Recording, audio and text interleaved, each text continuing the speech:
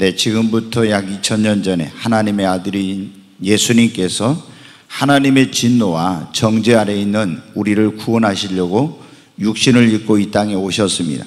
그리고 그분은 그 당시 사람들이 죄인 중에 죄인으로 여기는 창녀들과 세리, 그때 이 세무서 근무하는 사람들을 세리라고 했는데 이 사람들은 아주 죄인의 대명사였어요.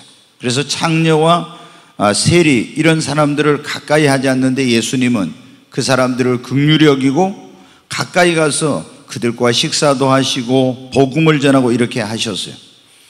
그러니까 이제 사람들이 아니 저런 죄인들하고 왜 예수가 가까이 하냐 하면서 막 예수님을 비난했어요. 예수님은 건강한 자에게는 의사가 필요 없고 병든 자에게 의사가 필요하듯이 죄 없는 의인에게는 복음이 필요 없고 죄가 있는 사람에게 바로 내가 복음을 전하기 위해서 안노라고 예수님이 말씀하셨습니다.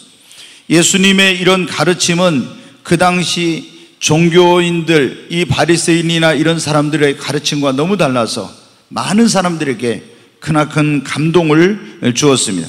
그래서 이런 예수님의 그 행하심과 가르침에 감동을 받은 사람들이 예수님을 믿고 따르게 되었어요. 그런데 이때 하나님을 믿지만 이 유대교의 그 종교 지도자들은 이런 예수님의 그 가르침과 삶이 못마땅해서 예수를 어떻게 하면 좀 코가 납작해지게 하고 예수를 사람들이 따르지 못하게 할까 이런 궁리를 하게 되었어요. 그리고 예수를 어떤 시험과 올무에 빠지게 할 여러 가지 방법을 연구했는데 어느 날은 예수님께 와서 이렇게 질문을 합니다. 가이사에게 세금을 바치는 것이 옳습니까? 옳지 않습니까? 이렇게 물어봐요. 그 당시 이스라엘 나라는 로마의 식민지로 지배를 받고 있었는데 세금을 걷어가지고 이 로마 정부에다 바치는데 굉장히 이제 이 세무서에 다니는 세리들이 세금을 과도하게 징수를 해가지고 일부를 로마의 정부에다가 바치고 자기들이 이제 많이 또 그걸 착복을 해가지고 그걸 취하니까 이 세리들을 아주 미워했는데 지금 이 유대인들은 어떻게 해요? 만약에 가이사에게 세금을 바치는 것이 옳으냐고 옳지 않냐고 해서 바치라고 하면은 저놈은 저거 봐라 매국노다 이런 식으로 이제 예수님을 욕먹게 하려고 하고 바치지 말라고 하면 어떻게 돼요? 로마 정부가 세금을 바치라는데 바치지 말라면 당장 예수님이 체포돼서 잡혀가게 생겼어요. 그래서 이제 이러지도 못하고 저러지도 못할 바치라 어떻게 바치지 말라 어떻게 하든지 올무에 걸리게 된 거예요. 근데 예수님께서 얼마나 지혜로우신지 지금은 지폐를 많이 쓰지고 또 지금은 카드로 하지만 그때는 주화를 썼는데 이 주화에 그때 이 나라의 통치자의 그 흉상이 거기에 그려져 있는 거예요. 그래서 가이사의 로마의 화폐에는 그 황제의 거기에 얼굴이 그려져 있는데 그 주화를 가지고 오라고 했어요. 그래서 사람들에게 말합니다. 이것이 누구의 형상이냐 그렇게 물어봐요. 그러니까 사람들이 가이사의 형상입니다 그래요. 그때 예수님이 놀라운 대답을 하셨어요. 가이사의 것은 가이사에게 하나님의 것은 하나님에게 바치라. 여러분 어떻게 해요? 가이사의 것은 가이사에게 하나님의 것은 하나님께 바치라니까 이 사람들이 예수님을 어떻게 해도 빠져나갈 수 없는 올무에 들게 하려고 했는데 너무나 놀라운 대답에 그냥 이 사람들이 당황을 했어요. 그리고 계속해서 예수님을 어떻게든지 시험에 들게 하고 올무에 들게 하려고 갖가지 방법을 연구를 했어요. 그런데 그때 유대인들이 예수님이 오셨을 때 가장 아주 큰 죄로 여기는 죄가 세 가지 죄가 있어요. 우상숭배죄, 그 다음에 이제 살인죄, 그 다음에 간음죄예요. 이 세 가지 죄는 뭐냐? 이거를 범하면은 성경에 보면 돌로 쳐서 죽이도록 되어 있는 이런 죄예요. 다른 것은 뭐 그렇게 안 하는데 우상숭배죄, 살인죄, 간음죄는 반드시 돌로 쳐서 죽여요. 그래서 이제 예수님을 올무에 들게 하려고 갖가지 방법을 연구를 했어요. 여러분 지금도 저희들이 보면 그런 거 있잖아요. 보이스피싱이나 무슨 이런 해킹을 한 사람이라든가 이런 나쁜 일을 한 사람들을 보면요 머리가 어쩌면 그렇게 좋은지 몰라. 근데 그 좋은 머리를 나쁜 쪽으로 쓰는 게 이게 문제거든요. 정말 머리 기가 막히구나 이런 생각을 할 때 있죠, 여러분. 근데 이 사람들도 그 좋은 머리를 나쁜 쪽으로 쓴 거예요. 그래가지고 이제 그 현행범을 체포해야 되겠다 이런 생각을 해서 예수님을 올무에 들게 하기 위해서 현장에서 어떤 간음하는 죄를 짓는 그 여인을 한 명을 체포하려고 밤낮으로 이제 노리고 있다가 정말로 이제 현장에서 간음하는 여인을 발견해가지고 현행범으로 체포해가지고 예수님께 끌고 왔습니다. 머리채를 질질 끌고 와서 예수님 앞에 내동댕이 치면서 이렇게 말합니다. 선생이여, 이 여자가 간음하다가 현장에서 잡혔습니다. 모세는 율법의 구약 성경이죠. 이런 여자를 돌로 치라고 했는데 선생은 어떻게 하겠습니까? 그럼 만약에 이 여자를 모세는 율법에 돌로 쳐 죽이라고 했는데 죽이지 말아라 그러면 어떻게 돼요? 하나님의 율법을 어기는 게 되고, 돌로 쳐서 죽이라고 하면 여러분 어떻게 돼요? 당신은 늘 사랑과 긍휼과 용서에 대해서 말하던 위선자라고 그렇게 말할 수도 있죠. 그리고 이게 돌로 쳐서 죽이면 더 심각한 문제는 뭐냐? 로마는 자기가 정복한 그 나라들에 굉장히 많은 자치권을 부여했어요.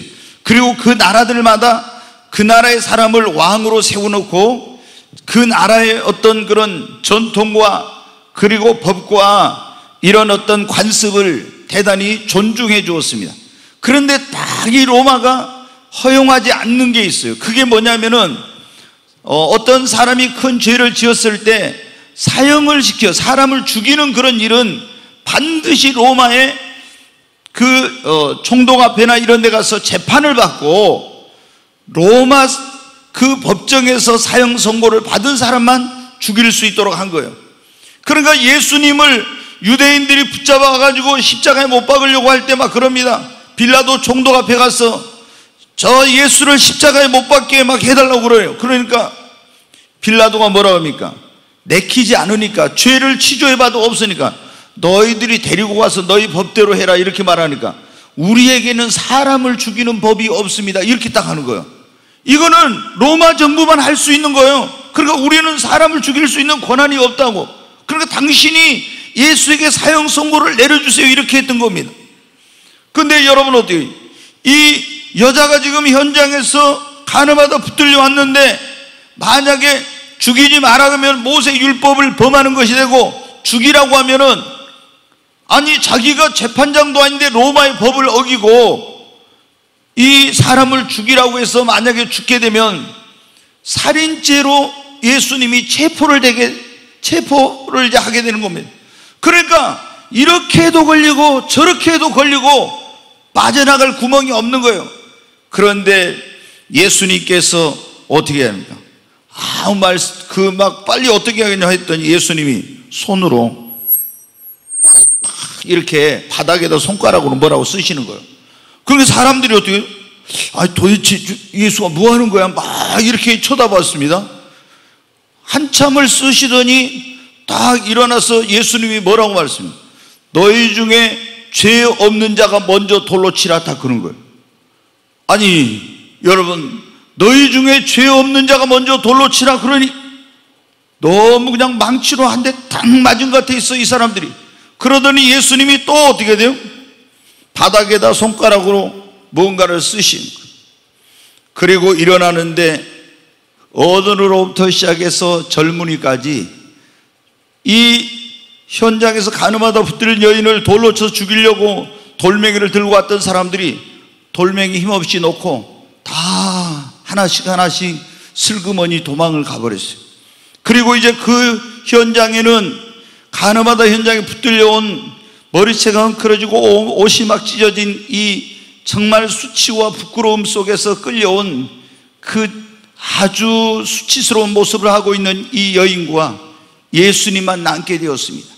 예수님이 여자에게 말합니다. 여자야, 너를 고소한 자들이 어디 있느냐? 너를 정죄한 자가 없느냐? 이렇게 물었어요. 그러니까 둘러보니까 어떻게 아무도 없는 거예요. 여자가 말합니다. 주여, 없나이다. 예수님께서 놀라운 말씀을 하셨어요. 나도 너를 정죄하지 아니하노니, 나도 너를 정죄하지 않으니 가서 다시는 죄를 범하지 말라, 이런 말씀을 하셨어요.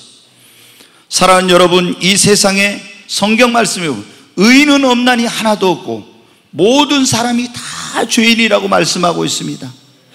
여러분, 너희 중에 죄 없는 자가 돌로 먼저 치라고 하니까 한 사람도 돌을 들어서 이 여자를 치지 못하고 다 도망갔어요. 왜? 죄 없는 사람이 어디가 있습니까? 다 모두가 죄인인데, 인류의 조상인 아담과 하와의 후손으로 태어난 사람은 날 때부터 원죄가 있습니다. 또 살아가면서 죄성을 가지고 자범죄를 많이 지어요. 여러분, 그래서 성경에 의인은 없나니 하나도 없고 모든 사람이 죄를 범했다고 말씀하고 있는 거예요. 여러분, 그런데 죄의 싹은 무엇입니까? 죄로 말미암아 우리는 하나님의 진노와 정죄와 심판 아래 있게 된 것입니다. 그리고 한 번 죽는 것은 정해진 것이요, 그 후에는 심판이 있다고 했는데, 그냥 끝나는 게 아니라 죽으면 끝나는 게 아니라 죽은 다음에는 하나님 앞에 가서 그 죄에 대해서 정죄와 심판을 받게 되어 있는 것입니다. 여러분, 어떤 정죄와 심판을 받느냐? 하나님의 그 하늘나라에서, 세상에서 법정은 여러분 어때요? 법정에서는 굉장히 유전무죄, 무전유죄라고 하는 것처럼 돈 있는 사람은 굉장히 실력 있고 능력 있고 전관예우를 하는 이런 변호사를 사가지고 죄를 있는데도 불구하고 죄값을 안 받는 사람이 있습니다. 그러나 돈 없는 사람, 백 없는 사람은 뭐 조사 받을 때부터 막 형편없죠.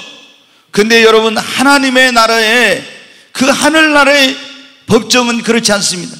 정말로 하나님은 공의로우신 하나님이니까. 근데 하나님께서 어떻게 죄인을 형벌하시고 정죄하시고 심판하시는가? 네, 우리 요한계시록 20장 있는 말씀 한번 보겠습니다. 같이 읽겠습니다. 또 내가 크고 흰 보좌와 그 위에 앉으신 이를 보니 땅과 하늘이 그 앞에서 피하여 간 데 없더라. 여기 보니까 크고 흰 보좌가 있어요. 굉장히 크고 흰 보좌, 백보좌라고 그러는데 그 위에 앉으신 이가 있어요. 하나님이 아주 굉장히, 이 흰색은 뭐냐면 하나님의 순결과 거룩함을 의미해요. 그래서 거룩하신 하나님이 흰 보좌 위에 그분이 앉으셨어요. 그런데 이제 그분이 뭘 하냐? 12절부터 보겠습니다. 또 내가 보니 죽은 자들이 큰 자나 작은 자나 그 보좌 앞에 서 있는데 책들이 펴있고 또 다른 책이 펴졌으니 곧 생명책이라. 죽은 자들이 자기 행위를 따라 책들에 기록된 대로 심판을 받으니. 여기 보니까 어디 죽은 자들이 다 큰 자나 작은 자나, 세상에서 막 왕이었던 아니면 저 노예의 신분이었던 큰 자나 작은 자나 부자나 가난한 자나 다 모든 사람이 하나님의 그 백보좌 심판대 앞에 서 있는 거예요. 근데 책들이 펴져 있는데 또 다른 책이 펴져 있어요. 두 종류의 책이 있는 거, 하나는 구원받은 사람의 이름이 기록된 생명책, 또 하나는 각 사람의 그 행위와 죄악이 기록된 행위록이 거기에 있는 거예요. 근데 여기 보니까 죽은 자들이 다 하나님의 심판대 앞에 가서 공의로운 심판을 받는데 자기의 행위를 따라 책들에 기록된 대로 심판을 받습니다. 13절 보겠습니다. 바다가 그 가운데서 죽은 자들을, 바다에 죽은 사람도 있잖아. 또 사망과 음부도 그 가운데 죽은 자들을 내어주며 각 사람이 자기의 행위대로 심판을 받고. 이 사망과 음부는 뭐냐면 지금 죽어가지고 지옥에 내기소 있는 음부, 사망이라는 이런 곳에 있는 사람들이 있는데, 무덤에 있는 자들이 다 이제 부활해가지고 죽은 자들이 다 그 앞에 가서 자기의 행위대로 심판을 받고, 이렇게 말씀하고 있어요. 그 다음에 14절 보겠습니다.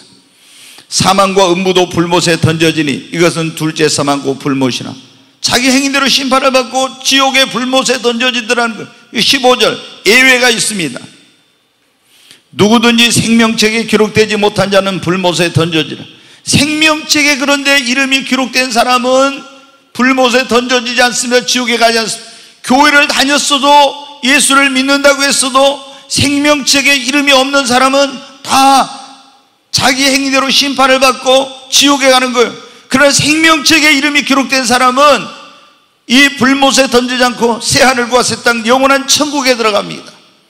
여러분, 오늘 이 말씀에 보니까 모든 사람은 하나님 앞에, 공의로운 하나님 앞에 가서 심판을 받습니다.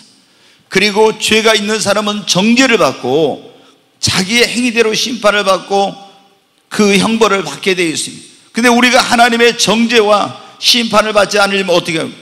오늘 이 지금 예수님 앞에 현장에서 가늠하다 붙들린 여자 어떻게 했어요, 여러분? 죄인이잖아요, 죄인. 율법으로 하면 이 여자는 하나님의 법인 율법으로 하면 심판을 받고 돌에 맞아 죽어야 되고 지옥에 가야 돼요. 그런데 이 현장에서 죄를 짓다가 율법대로 하면 돌에 맞아 죽을 죄를 지은 이 여인이 정죄를 받지 않은, 예수님이 이렇게 말씀했어요. 나도 너를 정죄하지 아니하노니. 나도 너를 정죄하지. 아니, 이 죄를 지어가지고 붙들려온 사람이 하나님의 정죄와 심판을 받는 데서 자유케 되고 해방되는 이런 역사가 일어났습니다.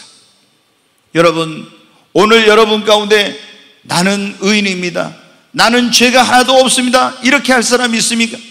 여러분 가운데 누군가 돌을 들어서 나는 의롭다고 다른 사람을 돌로 칠 수 있는 그런 자격이 있는 사람이 있습니까? 아마 한 사람도 없을 거예요. 성경은 모든 사람이 다 죄인이라고 말씀하고 있어요.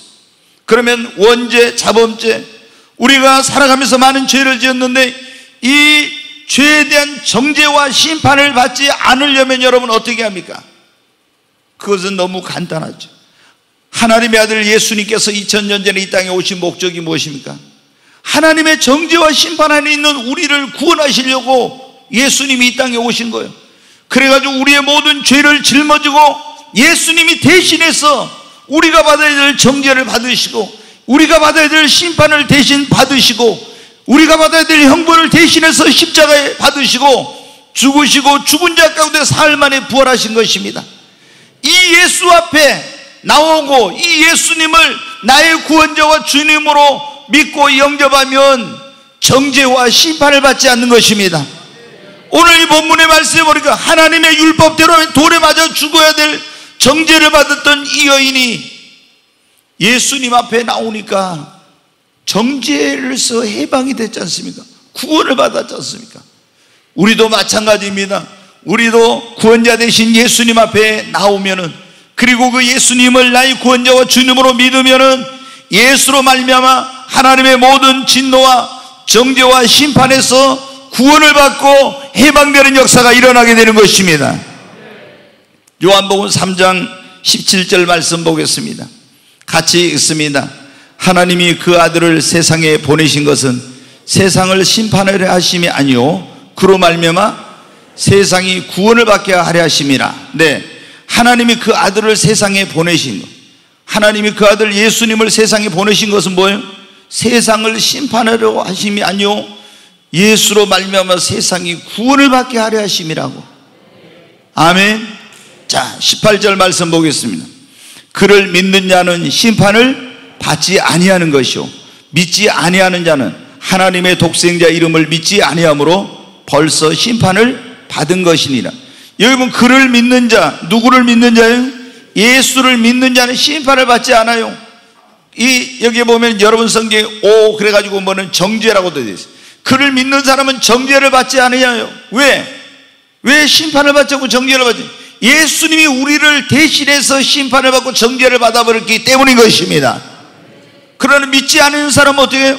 하나님의 독생자 예수 이름을 믿지 않는 사람은 벌써 정죄를 받았고 하나님의 심판 아래 있는 거예요. 우리가 정죄와 심판을 받지 않는 것은 나를 대신해서 내 모든 죄를 짊어지고 하나님 앞에 정죄와 심판을 받으신 그 예수님을 여러분 믿는 것입니다. 그를 믿는 자는 뭐라고요? 심판을 받지 아니하는 것이요 그랬죠. 여러분 믿습니까? 오늘 이 자리에 오신 분들 가운데 아직 예수님을 안 믿는 분이 있다면 반드시 예수님을 믿으시기를 바랍니다. 그러면 여러분은 정죄와 심판을 받지 않습니다. 요한복음 5장 24절 말씀 보겠습니다. 같이 읽습니다. 내가 진실로 진실로 너희에게 이르노니 내 말을 듣고 또 나 보내신 이를 믿는 자는 영생을 얻었고 심판에 이르지 아니하나니 사망에서 생명으로 옮겼느니라. 예수님이 하신 말씀인데 중요한 말씀을 하실 때는 항상 예수님이 그런다 했죠. 내가 진실로 진실로. 중요한 말씀은 꼭 진실로, 그냥 좀 덜 중요한 말씀은 진실로, 그냥 말씀은 내가 너희에게 이르노니 이러죠. 근데 중요한 말씀 내가 진실로, 더 중요한 말씀 내가 진실로 진실로 너희에게 이르노니 내 말을 듣고, 예수님이 내 말을 듣고 또 나 보내신 이를 하나님, 예수님을 보내 하나님을 믿는 자는 뭘 얻었고요? 영생을 얻었고 심판에 이르지 아니하고 정죄에 이르지 아니하고 사망에서 생명으로, 지옥에서 천국으로 옮기는 이런 놀라운 역사가 일어난다고요. 여러분, 오늘 이 자리에 오신 여러분 다 예수 그리스도를 믿으시기를 바랍니다. 그러면 예수의 십자가 피로 죄 사함을 받고 여러분은 하나님의 정죄와 심판을 받지 않고 영생을 얻고 사망에서 생명으로 옮겨지는 역사가 일어나게 되는 것입니다. 우리가 오늘 설교의 제목이 주님이, 제가 사실 어제 스승의 날이어가지고 오늘 위대한 스승에 대한 설교를 좀 할까 하고 제가 마음속에, 위대한 스승 중에 스승이 누구예요? 예수님이죠. 여러분, 이 세상에 스승이 많이 있어요. 철학의 아버지 막 그러면은 소크라테스, 아리스토텔레스, 플라톤 막 이런 사람은, 석가도 그분을 따르는 사람들에게는 부처도 스승이에요. 또 이슬람 교도들은 마호메트가 스승이에요. 또 유교를 신봉한 사람은 공자가 위대한 스승이에요. 그러나 여러분, 그 누구도 구원의 길을 가르쳐 주시고 생명의 길을 가르쳐 주시고 진정한 인간에게 행복의 길을 가르쳐 주시고 참된 삶의 의미를 가르쳐 주신 위대한 스승은 예수님밖에 없어요. 여러분은 예수님의 제자입니까? 예수님을 나의 스승으로 삼고 예수님의 제자가 되면은 우리가, 여러분 어때요? 어떤 스승을 만나느냐에 따라서 그 사람의 운명이 달라지거든요. 근데 예수보다 위대한 스승은 없어요. 다 여러분 인간의 수양을 위해서 뭐 해야 된다, 어떻게 한다 막 이런 걸 하지만은 그 어떤 스승도 여러분 우리에게 구원의 길을 가르쳐주고 생명의 길을 가르쳐주고 참된 진리의 길을 가르쳐준 분은 없어. 예수밖에 없습니다. 여러분이 예수님을 믿으면 하나님의 정죄와 심판을 받지 않고 구원을 얻습니다. 여러분, 오늘 주님이, 근데 제가 이제 계속 기도하고 있는데 아주 위대한 스승 이런 뭐 설교를 하려고 했는데 주님이 딱 요한복음 8장 말씀을 주시면, 그래요, 정죄를 받지 않으려면 이런 설교를 하라고. 그래서 제 생각대로 할 수가 없는 거예요. 오늘 정죄를 받지 않으려면 그런 말씀은, 첫째, 구원자 되신 예수님을 여러분이 믿어야 됩니다. 두 번째, 정죄를 예수님이 이 여인에게 그랬죠. 요한복음 8장 11절 말씀 다시 한번 보겠습니다. 같이 읽습니다. 대답하되 주여 없나이다. 예수께서 이르시되 나도 너를 정죄하지 아니하노니 가서 다시는 죄를 범하지 말라. 지금까지 여자가 범한 죄, 살아오면서 지은 죄, 현장에서 범하여가지고 그 잡힌 이런 모든 죄들에 대해서 예수님은 뭐라고 했어요? 나는 이제 너를 정죄하지 않노라. 우리가 여러분 지금까지 아무리 흉악한 죄, 많은 죄를 지었어도 예수님 앞에 나와서 예수를 믿으면 더 이상 우리는 지난날의 죄에 대해 정죄를 받지 않습니다. 왜? 예수님이 우리의 죄값을 다 받으시고 정죄를 받으셨기 때문에. 그런데 여러분 어때요? 내가 예수를 믿고 구원받았어요. 그 정죄를 받잖아요. 가서 또 죄를 지어. 그러면 어떻게 돼요? 이것은 이제 문제가 달라지는 거죠. 그래서 예수님이 여자에게 내가 너를 정죄하지 않으려느니, 그래 지금까지 네가 지은 거 이제는 정죄하지 않아. 그러나 네가 또 앞으로 정죄를 받지 않으려면 어때? 가서 죄를 짓지 말아라. 다시 죄를 짓지 마. 또 다시 죄를 지면 너는 하나님의 정죄 아래 있게 되는 거야. 그런 거예요. 여러분, 근데 오늘날 예수님 믿고 구원받은 사람들이 이걸 모르고 있잖아요. 뭐 이 제일 잘못된 게 뭐냐면 구원파에 다닌 사람들이에요. 예수 믿고 구원받으면 과거, 현재, 미래 죄까지 다 용서받았다 이래가지고 있잖아요. 회개도 안 해, 이 사람들은. 여러분, 여기 주님이 뭐라고 했습니까? 내가 너를 정죄하지 않으면 가서 다시는 죄를 범하지 말라고 했잖아요. 주님이 우리를 용서해 주신 건 지난날에 저질렀던 모든 죄를 다 용서해 주시고 예수 믿으면. 그러나 앞으로 죄는 어떻게 되면 용서된 게 아니에요. 그래서 우리가 죄를 지어서는 안 되는, 죄를 지면 정죄 아래 있게 돼요. 그리고 우리에게 주님이 이 여인에게 뭐라고 하냐? 가서 다시는 너희가 정죄를 당하지 않으려면 죄를 범하지 말라고 말씀하신 것입니다. 로마서 8장 1절 2절에 있는 말씀을 한번 보겠습니다. 같이 한번 읽습니다. 그러므로 이제 그리스도 예수 안에 있는 자에게는 결코 정죄함이 없나니. 여러분 예수님 안에 있습니까? 예수를 나의 구원자와 주님으로 믿고 예수 안에 있으면 결코 여러분은 정죄가 없습니다. 근데 예수님 안에 거하지 않고 예수 밖으로 나가서 또 죄짓고 그리고 세상 쾌락과 육신의 정욕과 이런 걸 따라 살면 여러분은 어떻게 해요? 여러분은 하나님의 정죄를 받게 돼요. 그래서 여기 보면 그러죠.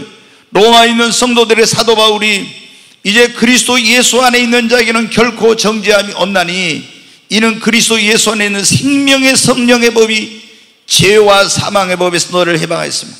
우리가 예수를 믿고 구원받고 주님 안에 거하고 주님 안에서 성령의 인도를 따라 살게 되면은 우리는 다시는 정죄를 받지 않는 것입니다. 그러나 예수를 믿고 예수 안에 거하지 않고 세상으로 가서 교회도 안 나오고 육신의 쾌락과 정욕을 쫓으며 죄를 범하고 죄와 사망의 법을 따라 살게 되면 우리는 정죄를 받게 되는 거예요. 그래서 다시 우리가 정죄를 받지 않으려면 어때요? 예수 그리스도를 구원자와 주님으로 믿고 예수님 안에 거하며 성령의 인도를 따라 사시기를 바랍니다. 오늘 우리가 정죄를 받지 않으려면 그런 말씀을 듣고 있는데, 여러분이 정죄를 받지 않으려면 다른 사람들을 정죄하지 마시기를 바랍니다. 자, 누가복음 6장 37절 말씀 보겠습니다. 같이 읽습니다. 비판하지 말라. 그리하면 너희가 비판을 받지 않을 것이요. 정죄하지 말라. 그리하면 너희가 정죄를 받지 않을 것이요. 용서하라. 그리하면 너희가 용서를 받을 것이요.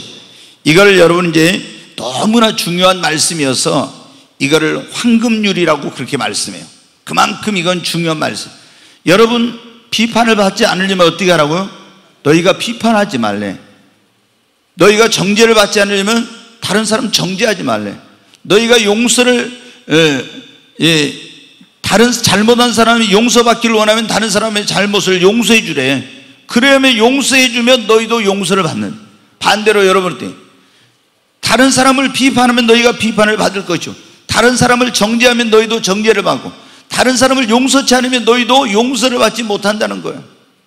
그러니까 여러분 우리가 오늘 설교의 제목이 정죄를 받지 않으려면 돼.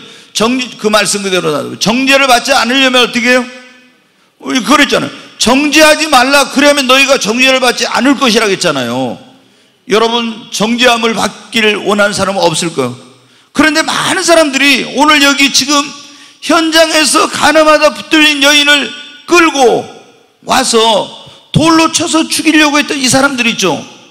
자기들의 눈에는 다른 사람의 눈에 있는 티는 보고 자기들 눈 안에 있는 들본을 보지 못하고 있잖아요. 그리고 돌로 쳐서 죽이려고 한 거예요. 여러분 흠 없는 사람이 죄 없는 사람이 어디가 있습니까? 근데 내 눈에 있는 그런 들본은 보지 마. 다른 사람의 눈에 있는 티는 보고 내가 하면은 그것은 여러분 우리가 내로남불이라고 하는 그런 말 듣잖아요. 내가 하면은 그게 로맨스 사랑이고 다른 사람이 하면 불륜이고 이런 식으로 하면서 여러분 어떻게 다른 사람의 허물과 죄와 잘못을 찾아가지고 막 정죄합니다. 비난합니다. 욕하고 다닙니다. 험담하고 다닙니다. 여러분 그러면 뭐라고 했습니까? 너희가 비판하면 비판을 받을 것이며 정죄하면 정죄를 받을 것이며 용서치 않으면 용서받지 못한다. 비판을 받지 않으려면 비판하지 말아라. 정죄를 받지 않으려면 정죄하지 말아라. 이렇게 주님께서 말씀하셨지 않습니까? 여러분 많은 사람들이 보면 있잖아요. 이거를 우리가 황금률이라고 하는 산울림의 법칙이라는 거 여러분 아시죠? 가서 여러분이 있잖아요. 산에 가서 골짜기에서 큰 소리를 나는 너를 미워한다고 그렇게 큰 소리를 지르면요 나중에 때 나는 한번 너를 미워한다고 했는데 저기서 들려오는 소리는 미워한다 미워한다 미워한다 미워한다 미워한다 이렇게 들리죠. 내가 너를 사랑한다고 하면 어떻게 돼요? 저쪽에서 내가 너를 사랑한다 사랑한다 사랑한다 사랑한다 사랑한다 이렇게 들려오죠. 여러분 이게 뭐예요? 주님이 그렇게 말씀하셨잖아요. 인간관계 이게 황금률이라고 하는데 네가 대접을 받기를 원해. 그러면 네가 먼저 남을 대접하라. 네가 섬김을 받기를 원해. 그러면 먼저 섬기라. 저는요 교회 와서 가끔 보면 어떤 분들이 그럽니다. 아니 왜 이 교회는 사랑이 없고 막 이래요. 그러면 왜 여러분은 사랑만 받으려고 합니까? 사랑을 내가 먼저 하고 내가 먼저 사랑을 줘야 돼. 진짜 행복이 뭔지 아십니까? 내가 사랑을 받을 때보다도 더 행복할 때는요, 내가 누군가를 사랑할 때, 연애해 보신 분들 알 거예요. 내가 저 남자한테, 저 여자한테 사랑을 받는 것도 행복하지만 내가 그 사람을 사랑할 때 더 행복해져요. 우리가 여러분 어떻게, 인간관계 이걸 황금률이라는데, 여러분이 정죄를 받지 않으려면 다른 사람을 정죄하면 안 돼. 비판을 받지 않으면 비판하면 안 돼요. 여러분이 사랑받기를 원하면 먼저 사랑하십시오. 섬김을 받기를 원하면 먼저 섬기십시오. 우리가 이게 가장, 제가 이제 늘 결혼식 할 때 가면은 이 행복한 가정생활을 이루기 위해서는 뭐 해야 되는가, 그거 하면서 인간관계에 대해서 제가 늘 말씀을 드려요. 인간관계를 잘한 사람이 행복한 가정을 이루어요. 시부모하고 남편하고 자녀들과 형제들과 다 관계를 잘해요. 근데 머릿속에 들은 건 많고 똑똑해도 있잖아요. 인간관계를 못한 사람은요, 행복하지 못해요. 교회 생활도 행복을 못해요. 직장 생활도 행복하지 못해요. 그래서 제가 전에 말씀드렸잖아요. 하버드 대학의 268명의 그 세계 수재 천재들이죠. 그 사람들을 70년 동안 하버드 대학에서 조사를 했다는 거예요. 이 사람들이 졸업하고 나서 어떻게 살았는가, 이게 조사를 해보니까 인간관계를 잘한 사람들이 85%가 성공하고 행복했어요. 그리고 자기의 뛰어난 재능과 실력과 능력으로 성공한 사람은요 15%였어요. 케네디 연구소에서도 조사했는데 똑같은 결과가 나왔어요. 여러분이 이 정죄를 받지 않으려면 정죄를 하면 안 됩니다. 여러분이 다른 사람을 존중해주고 다른 사람을 아끼고 사랑하고 이러면 여러분 어떻게 해요? 여러분도 사랑받고 존경을 받아요. 이게 인간관계의 황금률이에요. 제가 얼마 전에 잠언에 있는 말씀, 사랑은 허다한 허물을 덮느니라. 그러나 이 뭐냐면 나쁜 사람은 자꾸 친한 것을 이간하는 그런 허물을 여기저기 가서 말해가지고 이간질을 해. 예수님이 우리를 사랑하니까, 하나님이 우리를 사랑하니까 예수님의 십자가의 보혈로 우리의 허물과 죄를 다 덮어주셨어요. 우리가 자녀를 사랑하는 부모는 어떻게 돼요? 자녀의 허물이 있어도 이 허물이 드러날까 막 덮어. 남편을 사랑하는 아내의 남편을 남편을 사랑하는 아내는 그 남편의 허물을 덮어, 아내는. 근데 막 남편 어디 가서 흉보고 이러면 등신이야. 아니 막 자기 남편 가서 어디 가서 여기 가서 흉보고 저기 가서 우리 남편은 무엇이 어쩌고저쩌고 막 하면서 자기 얼굴에 침 뱉기지. 여러분, 우리가 정죄를 받지 않으려면 어떻게 하라고? 주님이 네가 정죄를 받지 않으려면 정죄하지 말아라.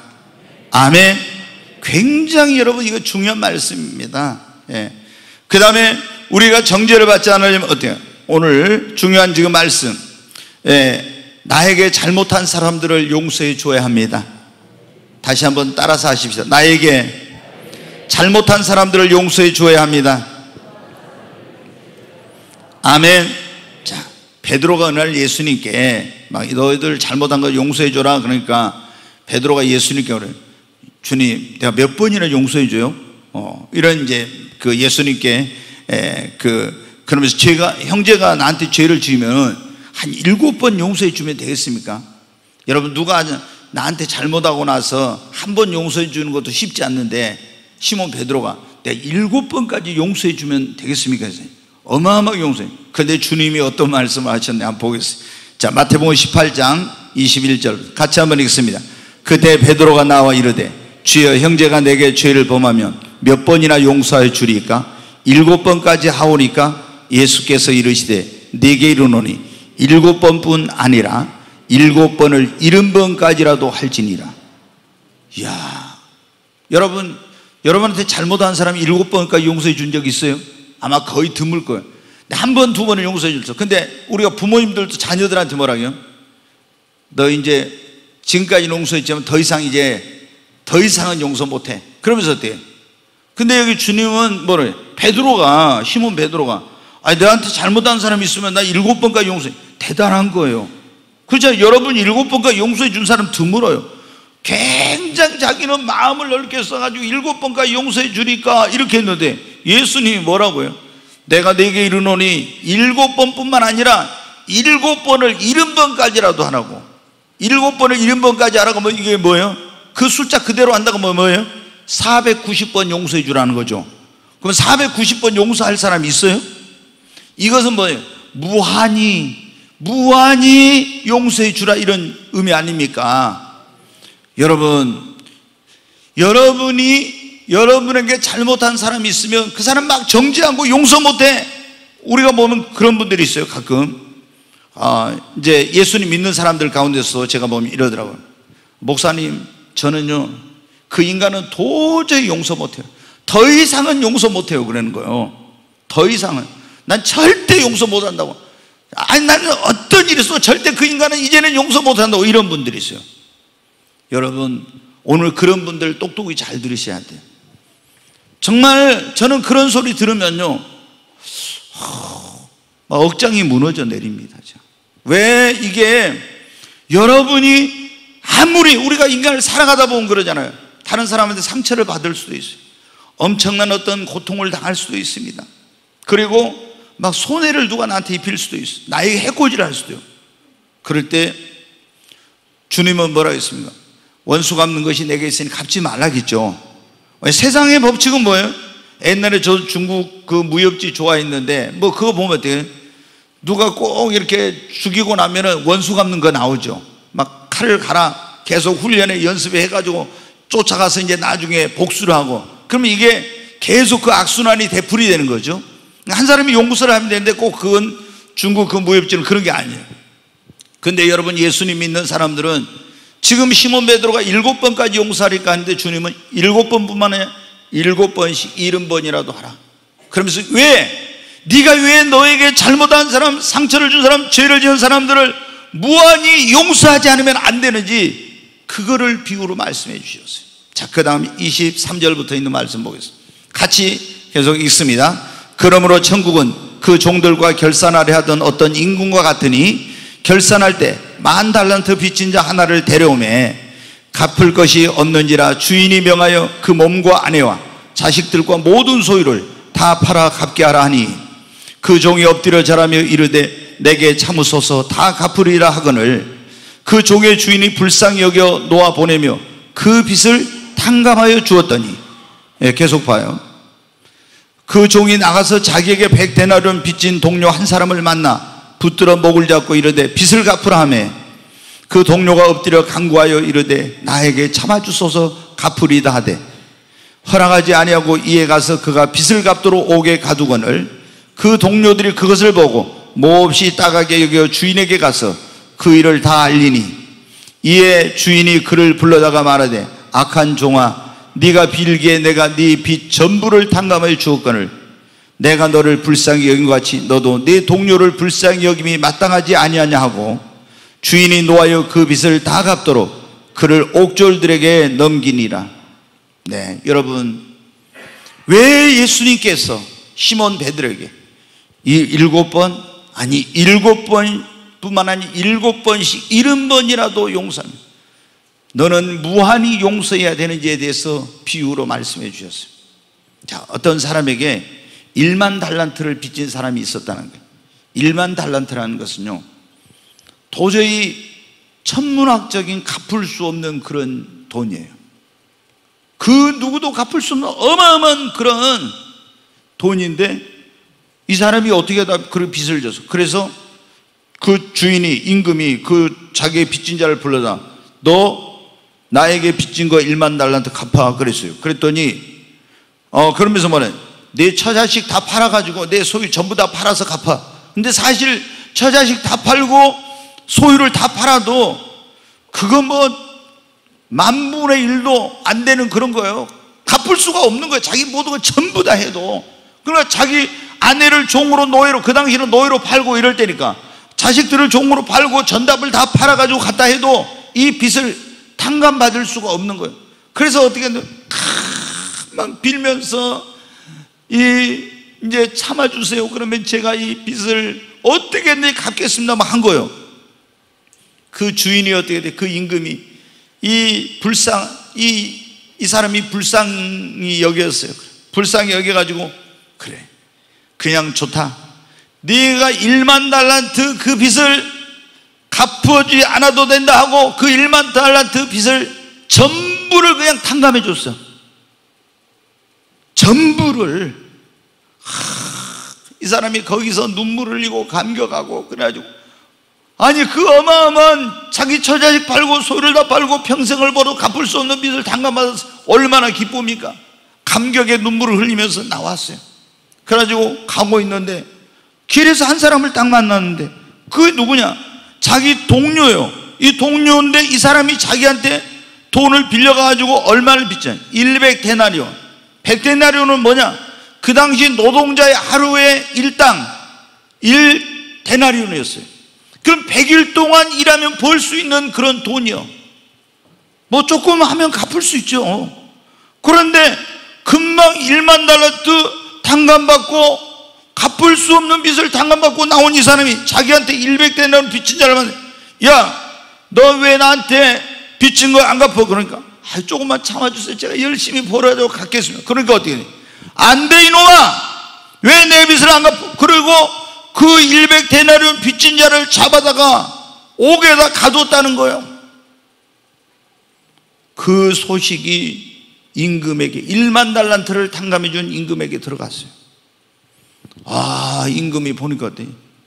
지 처자식 다 팔고 논밭 다 팔고 다 지가 평생 해도 못 갚을 그런 빚을 탕감해 줬는데 100일 동안만 일하면 벌어서 갚을 수 있는 그 빚을 안 갚겠다는 것도 아니고 조금만 참아주세요 하면서 갚겠다고 하는 그 사람을 옥에다 가뒀다는 소식을 듣고 옥졸들을 보냅니다. 가서 당장 그놈을 잡아와라. 그리고 임금이 말합니다. 내가 너에게 1만 달란트 빚진 것을 탕감해 주었거늘 너는 왜 내 동료를 불쌍히 여기지 않고 그를 옥에 가두었느냐. 그러면서 이놈을 1만 달란트 빚을 다 갚을 때까지 옥에다 집어넣어라. 평생 나올 수 있겠어요? 나오지 못한 영원토록 거기 있어요. 왜 예수님께서 이 말씀을 하셨습니까? 1만 달란트 빚이란 게 뭔지 아십니까? 우리가 하나님 앞에 그 어떤 것으로도 용서받을 수 없는 죄의 빚을 진 자들이었어요. 근데 하나님의 그 크신 사랑으로 긍휼하심으로 우리를 불쌍히 여기심으로 하나님께서 우리의 모든 허물과 죄를 용서해 주시고 그 죄의 빚을 탕감해 주셨습니다. 아멘. 이렇게 우리가 하나님 앞에 큰 죄를 갚을 수 없는 죄의 빚을 용서받은 우리가 어떤 사람이 나한테 잘못을 했어. 근데 이놈아, 나는 너를 절대 용서할 수 없어.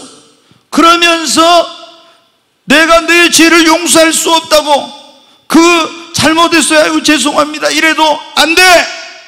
나는 너를 절대 용서를. 이 사람이 뭡니까? 1만 달란트 탕감받고 100데나리온 빚진 자를 감옥에 넣은 바로 그 사람이죠. 여러분, 우리가 이렇게 큰 하나님의 사랑과 용서와 은혜를 입었는데 어떤 사람이 나에게 좀 잘못해요. 손해를 입혔어. 고통을 줬어. 나는 너를 절대 용서치 않을 거야. 그러면 여러분 어떻게 돼요? 주님이 나도 너를 용서치 않겠다는 거예요. 너 다시 그 1만 달러 탕감해 준 자를 데려다가 감옥에 집어넣어가지고 갚을 때까지 있으라요. 그럼 어때요? 영원히 못 나오는. 그것은 바로 뭐 지옥을 상징하는 거예요. 여러분 살아가면서 여러분에게 막 상처를 준 사람이 있을 거예요. 여러분의 손해를 끼치고 여러분 인생의 고통과 불행을 안겨준 사람들이 있을 거예요. 그러나 여러분이 하나님 앞에 받은 사랑, 예수님의 그 사랑과 용서를 생각하심으로 그 사람들을 용서해 줘야 됩니다. 여러분이 용서하지 않는다면, 여러분이 1만 달란트 빚진 자로 주님의 구원의 은총을 입은 사람으로 그걸 용서하지 않는다면 하나님은 여러분을 용서치 않으세요. 여러분이 주님 앞에 가서 정죄를 받아야 돼요. 제가 이 설교를 할 때마다 막 어떤 분들이 막 여러 사람들이 막 울더라고. 울어. 왜? 너무 어떤 사람한테 상처를 많이 받은 거예요. 그래서 자기의 가슴 속에 그게 막 한이 되고 분노와 증오심이 맺혀 있는 거야. 그래가지고 막 너무너무 정했는데, 아니 이 말씀 들으면서 딱 보니까 하나님이 우리를 용서해 주는데 우리가 용서하지 않으면 용서받지 못한다고 하니까 용서하자니 너무나 막 그런 거예요. 근데 여러분, 용서해야 돼. 용서해야 우리도 주님 앞에 용서받을 뿐만 아니라 용서하지 않고 누군가 미움과 증오심과 분노와 이런 걸 가지고 있으면, 상처를 가지고 있으면, 치유가 안 되고 이런 게 있으면요, 절대로 자기 자신이 행복하지 못해. 축복의 문이 열리질 않아. 그리고 기도에도 응답이 없고, 그런 것 때문에 다 마음에 병나고 여러분 육신이 병들고 이렇게 되는 거예요. 여러분 자신을 위해서라도 여러분에게 죄를 짓고 고통과 어려움을 준 사람들을 용서하시기를 바랍니다. 그래야 여러분도 주님 앞에 정죄를 받지 않고 용서를 받게 되는 것입니다. 35절 말씀 다시 한번 보세요. 같이 읽습니다. 너희가 각각 마음으로부터 형제를 용서하지 아니하면 나의 하늘 아버지께서도 너희에게 이와 같이 하시리라. 여기 보면 그러죠. 너희가 각각 마음으로 너희 형제를 용서하지 않으면 너희 하늘 아버지, 우리 하나님이 아버지께서도 너희에게 이와 같이 용서하지 아니하시리라고 1만 달란트 100대는 비유를 말씀하셨잖아요. 여러분, 우리 주님이 우리에게 기도의 모범, 모델을 보여주셨어요. 너희는 기도할 때 이렇게 하라. 하늘에 계신 우리 아버지여, 이름이 거룩히 여김을 받으시며 나라에 임하오시며 뜻이 하늘에서 이루어진 것 땅에서 이루어지이다. 오늘날 우리에게 일용할 양식을 주옵시고, 그 다음에 뭐예요? 우리가 우리에게 죄 지은 자를 용서해 준 것 같이 우리 죄를 용서해 주옵소서. 여러분, 우리가 주님 앞에 가서 용서를 받으려면 어떻게? 우리가 우리에게 죄 지은 자를 용서해 준 것 같이 우리 죄를 용서해 달라고 했는데, 나의 잘못한 사람을 내가 용서하지 않고 주님 나의 죄를 용서해 주세요. 그러면 주님이 말하죠. 이놈아, 네가 용서하고 와야 내가 너를 용서해 주겠다. 주님이 그러잖아요. 우리가 우리에게 죄 지은 자를 용서해 준 것 같이 우리 죄를 용서해 주옵소서. 근데 저는 보면은, 야, 예수 믿는 사람들 가운데 있잖아요, 절대 용서치 못한다, 용서 안 하고 있잖아요. 미워하면서 있잖아요. 자기가 죄 지으면 그래. 주님 앞에 가서 하나님, 제가 이런 죄를 지었는데 잘못내 용서해 주세요. 하나님 용서해 주세요 그래. 자기에게 잘못한 사람은 용서 안 하면서 자기 죄를 용서해 달래. 주님이 여러분 그 죄를 용서해 줄까요? 아니요. 주님이 뭐라 했어요? 내가 나에게 잘못한 사람을 용서해 준 것 같이 내 죄를 용서해 달라고 이렇게 기도하라고 했잖아요. 자, 마태복음 6장 14, 15절 한번 보겠습니다. 같이 읽겠습니다. 너희가 사람의 잘못을 용서하면 너희 하늘 아버지께서도 너희 잘못을 용서하시려니와 너희가 사람의 잘못을 용서하지 아니하면 너희 아버지께서 너희 잘못을 용서하지 아니하시리라. 여기 보면 그렇죠. 너희가 사람의 잘못을 용서하면, 정죄하지 않고 잘못을 용서하면 너희 하늘 아버지께서 너희 잘못을 용서하고 정죄하지 않거니와 너희가 사람의 잘못을 용서하지 않고 정죄하면 너희 하늘 아버지께서 너희 잘못을 용서하지 않고 너희들을 정죄를 받으리라고. 여러분 알아서 하세요. 계속 미워하려면 미워해.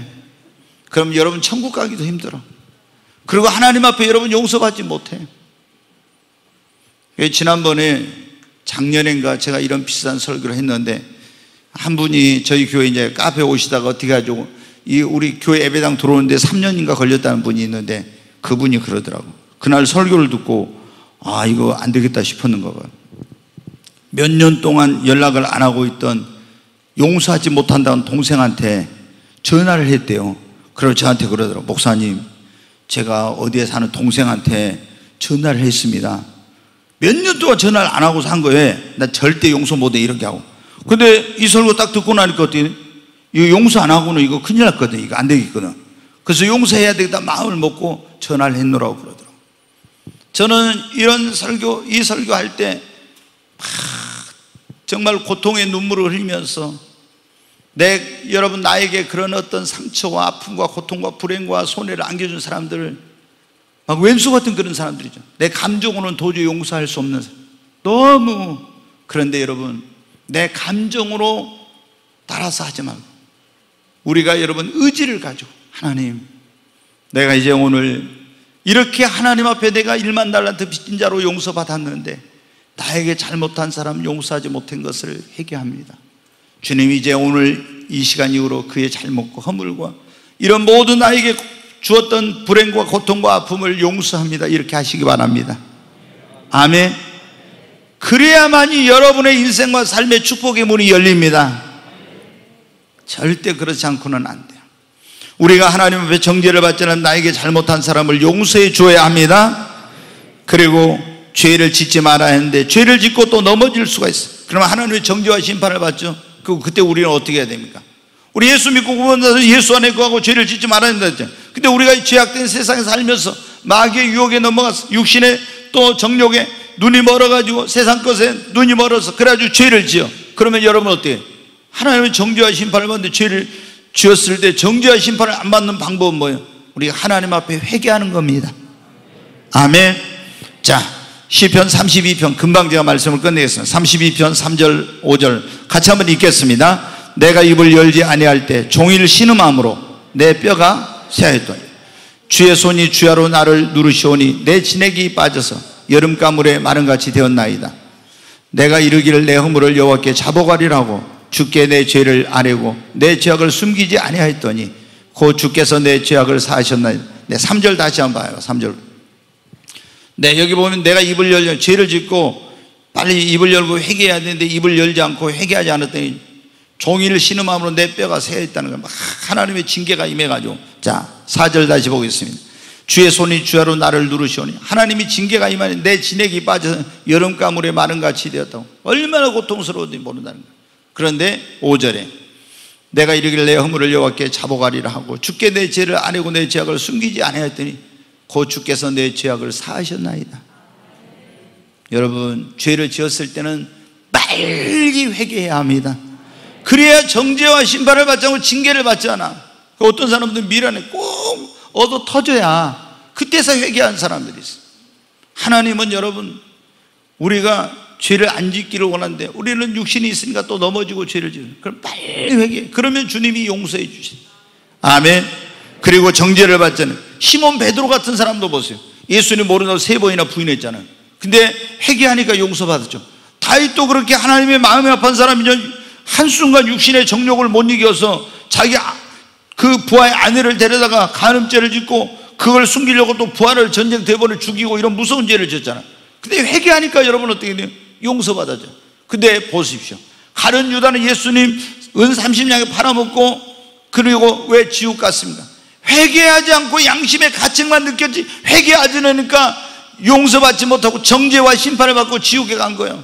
사울왕이 왜 여러분 망하게 됐습니까? 아니, 죄를 지었으면 선지자가 와서 말하면 빨리 회개해야 되는데 회개를 안 하니까 여러분 완전히 그 망하게 되고 비참한 최후를 마치게 된 거예요. 여러분, 이 세상에 실수 없는 사람이 어디가 있고 죄 없는 사람이 어디 있어요? 다 허물과 실수가 있습니다. 우리는 그때 즉시 하나님 앞에 회개해야 합니다. 세상에서 가장 복 있는 사람이 여러분 어떤 사람인가요? 이 세상에 가장 복 있는 사람, 시편 32편 1절 2절 이제 복음 마치려고 합니다. 같이 읽습니다. 허물의 사함을 받고 자신의 죄가 가려진 자는 복이 있도다. 마음에 간사함이 없고 여호와께 정죄를 당하지 아니하는 자는 복이 있도다. 여기 보면 그래요. 허물의 사함을 받고 자신의 죄가 가려진 사람이 복이 있다겠죠. 허물이 없는 사람, 죄가 없는 사람 어디 있어요? 마음에 간사함이 여호와께 정죄를 당하지 아니하는 사람이 그 사람이 복이 있다고 했죠. 여러분, 우리가 정죄를 받지 않는 사람은 어떤 사람? 예수님을 자신의 구원자와 주님으로 믿는 사람. 아멘. 그리고 예수 안에 거하고 세상으로 가서 죄 짓지 않고 주님 안에 거하는 자, 그리스도 예수 안에 있는 자에게 결코 정죄함이 없다고 했잖아요. 그리고 우리가 정죄를 받지 않은 다른 사람을 정죄하면 안 됩니다. 나에게 잘못한 사람을 정죄하고 계속 이렇게 하지만 말고 용서해 줘야 됩니다. 그리고 넘어졌을 때는 즉시 여러분이 회개하십시오. 그러면은 긍휼이 많으신 하나님께서 우리의 허물과 죄를 용서하시고 정죄하지 않습니다. 여러분, 정죄를 받지 않는 자가 복이 있습니다. 오늘 이 자리에 오신 여러분 모두 이 복을 받게 되시기를 주의 이름으로 축원합니다.